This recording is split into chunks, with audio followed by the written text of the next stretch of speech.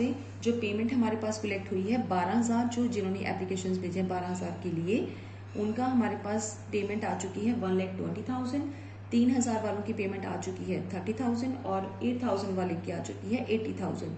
यानी कि कुल मिला के हमारे पास जो पेमेंट है वो आ चुकी है 2,30,000। वेरी स्टार्टिंग एंट्री जब हम डालेंगे बैंक की तो 2,30,000 हमारे पास आ चुका है। ठीक है, इसके बाद हम क्या करते हैं कि एक्चुअल में शेयर कैपिटल में कितना ट्रांसफर होना चाहिए। एक्चुअल में हमें वही आइटम ट्रांसफर करनी है, वो पेमेंट ट्रांसफर करनी है जितने हम शेयर्स जो है अलॉट कर रहे हैं अपने शेयर होल्डर्स को।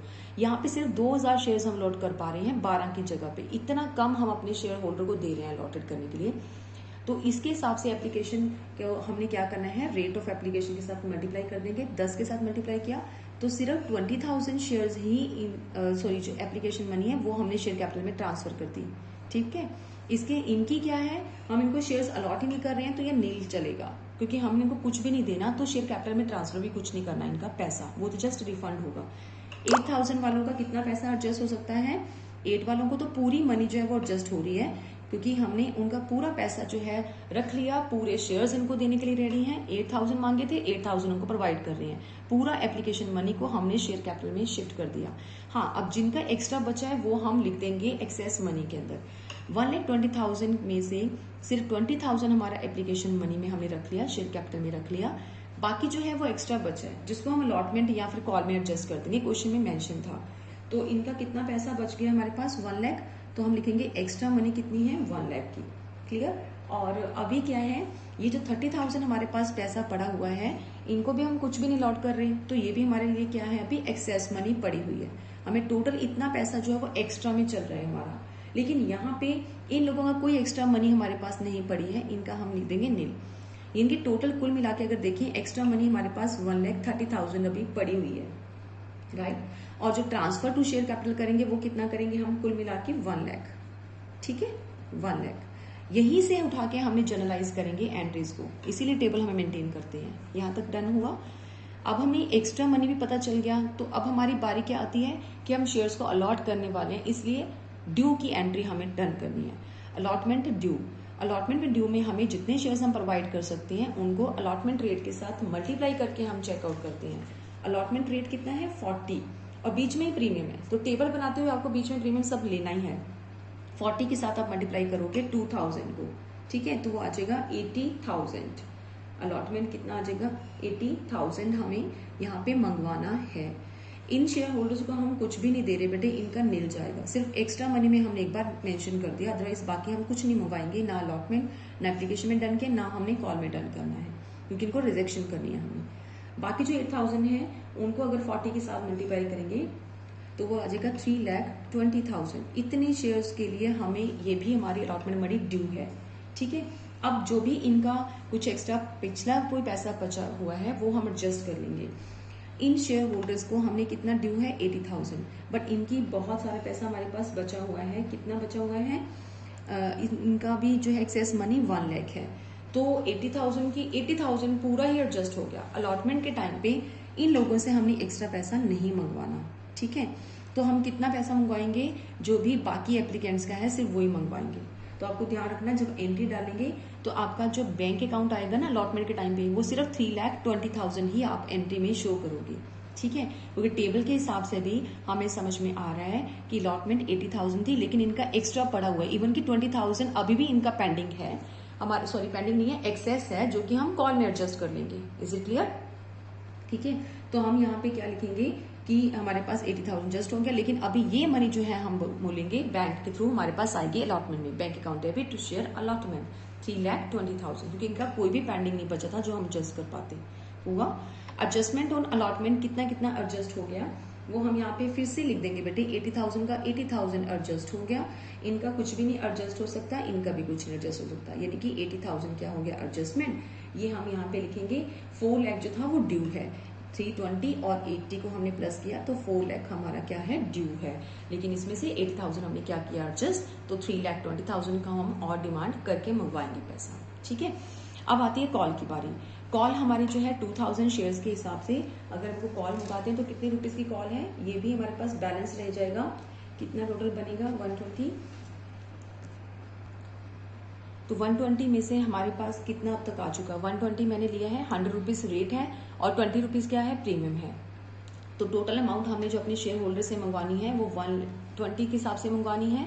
अभी तक हमने 10 रुपीज का एप्लीकेशन और 40 रुपीज का कितना मंगवा लिया हमने? अलॉटमेंट डन किया है। इनके टोटल 10 + 40 हमने मंगवाने के लिए ड्यू था, वो था 50। तो 50 अगर आप यहाँ से निकाल देते हो तो अभी भी 70 जो है वो कॉल के टाइम पे मंगवाएंगे। ठीक है बेटे, ये 70 के अंदर ना 10 रुपीज प्रीमियम भी है, क्योंकि हमारा टोटल प्रीमियम 20 रुपए का है। 10 हमने यहाँ पे मंगवा लिया किसके टाइम पे? अलॉटमेंट के टाइम पे, और 10 हम कॉल के टाइम पे मंगवाएंगे बैलेंस में। ठीक है, वो हम जनरलाइज करेंगे तब एंट्री डन करेंगे। अभी हम 70 के साथ मल्टीप्लाई करेंगे क्योंकि ये कॉल के लिए ड्यू है। तो 2000 × 70, तो हम यहाँ पे लिखेंगे 1,40,000 हमें एक्चुअल में मंगवाना है अपने शेयर होल्डर से। 1,40,000 क्लियर। यहाँ पे हमने कुछ नहीं मंगवाना, जो नीचे वाले शेयर होल्डर्स हैं उनसे भी मंगवाएंगे 8,000 × 70, तो वो बन जाएगा 5,60,000। टोटल मिला के कितना हो गया? जो दोनों से मंगवाना है 7 लाख। इतना हमारा कॉल के लिए ड्यू है, और इतना कॉल में से हमारे पास कुछ एक्स्ट्रा बचा हुआ है जो हम एडजस्ट कर सकते हैं। हमारे पास एक्स्ट्रा मनी थी 1 लाख की, 80,000 हम अलॉटमेंट के टाइम पे एडजस्ट कर चुके हैं, 20,000 हम यहाँ पे एडजस्ट कर सकते हैं इनका। ठीक है, तो अभी इनसे हमने 20,000 और एडजस्ट किया। इनका कुछ भी पेंडिंग नहीं था हमारे पास, तो हमने दोनों में डैश डाल दिया। टोटल हमने कितना एडजस्ट कर लिया? एक्सेस मनी 20,000 की। अब बात आती है कि जो बाकी रहेगा ना बेटे वो हम मंगवाएंगे। 7 लाख में से 20 एडजस्ट कर लिया, बाकी जितना भी रिमेनिंग बचता है वो हम अपने 6,80,000 अपने शेयर होल्डर से मंगवा लेंगे कॉल के टाइम पे। जबकि बैंक के अमाउंट डालेंगे तो आपको क्लियर होना चाहिए 20,000 लेस करके 7 लाख में 680 आप उनसे मंगवा रही हो। क्लियर। इसके बाद आता है कि रिफंड क्या हुआ। ये 30,000 हमारे पास एक्स्ट्रा में पड़ा हुआ था जिसको हमने कहीं पे भी यूटिलाइज नहीं किया, ये आप रिफंड में डालोगे। 30,000 की जो पेमेंट है उन लोगों को आपने वापस कर दी। तो रिफंड कितने का हमें टोटल शो हो रहा है? 30,000 का। तो ये बेटे टेबल के अंदर आपने एक तरह से पूरा क्वेश्चन जो है एक बार सॉल्व कर लिया, पूरे का पूरा आप इसको सॉर्ट आउट कर लेते हो पहले, फिर इसकी जनरलाइज करके आपको इजी रहता है। टोटल भी आपके पास पड़े हैं और डिफरेंट जो स्लैब है उनको एक ही बार में टोटल में डन किया, और टोटल उठा के आपको जो है एंट्रीज पास आउट करनी है। कैसे डालनी है? सबसे फर्स्ट एंट्री क्या रहेगी हमारी? Bank account debit to share application.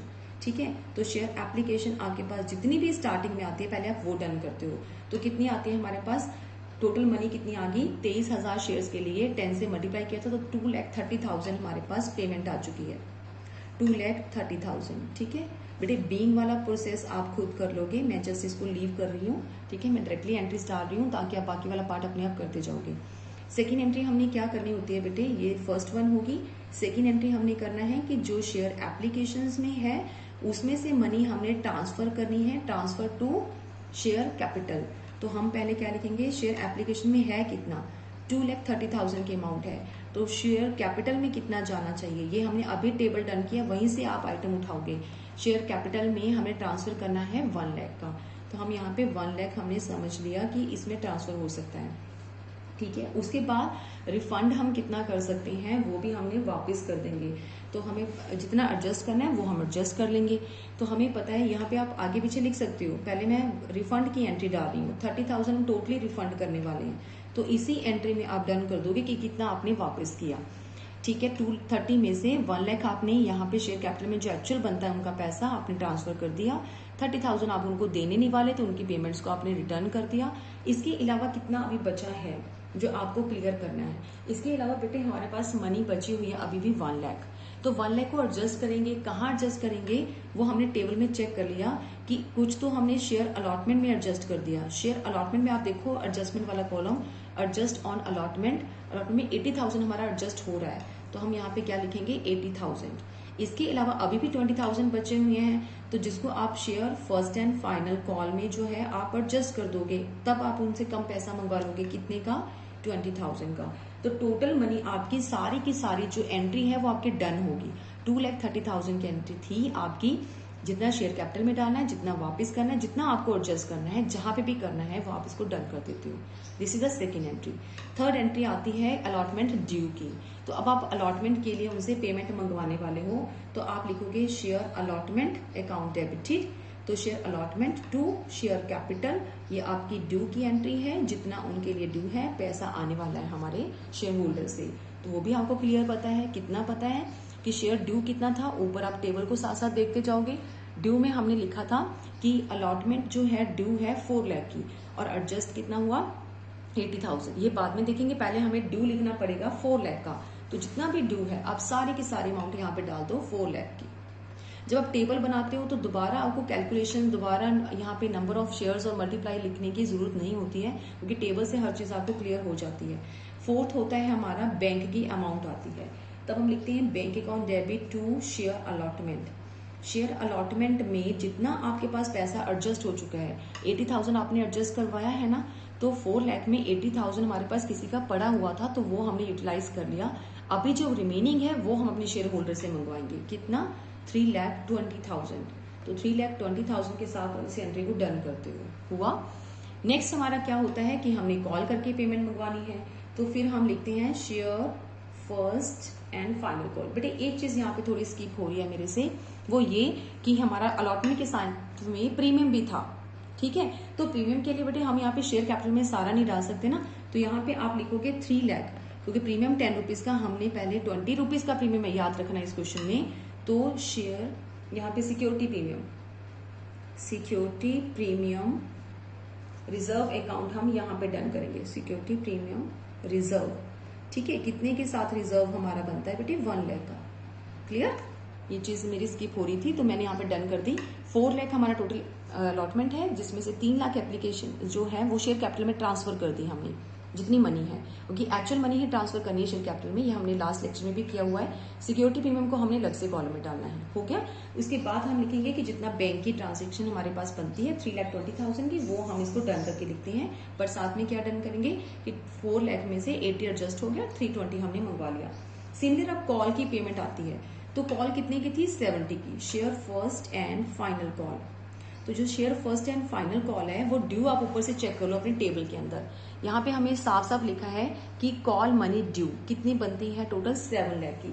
तो अभी आप 7 लाख लिखोगे, लेकिन साथ में सिक्योरिटी प्रीमियम रिजर्व के साथ शेयर कैपिटल जितना भी है वो आप यहाँ पे डालोगे, सिक्योरिटी प्रीमियम रिजर्व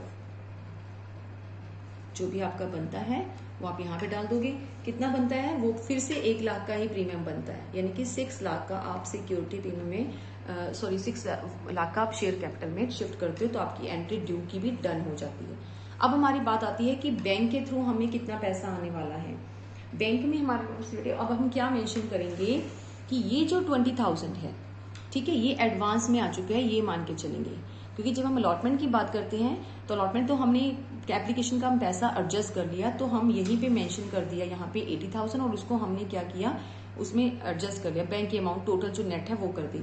अब कॉल का भी पैसा पहले से आ रखा है फर्स्ट डे से ही, ठीक है, तो हम उसको एडवांस की एंट्री मान के उसको मेंशन करेंगे। एडवांस कितने का आया हुआ है हमारे पास, वो हम अब क्या कर रहे हैं एडजस्ट कर रहे हैं। एडवांस मतलब यहाँ पे जो पड़ी हुई है। अगर आप चाहो तो एडवांस नहीं भी लिखते तो अलॉटमेंट के जैसे भी ट्रीट कर सकते हो, लेकिन अगर आप चाहो तो इसको हम एडवांस में भी लिख सकते हैं, ठीक है। जैसे 20,000 है, अगर आपको लगता है कि नहीं वो एडवांस वाला प्रोसेस नहीं आता है तो आप सिंपल इसको आइडेंटिफाई कर दो, 6,80,000 आ गया, 7 में से 20 लेस करके।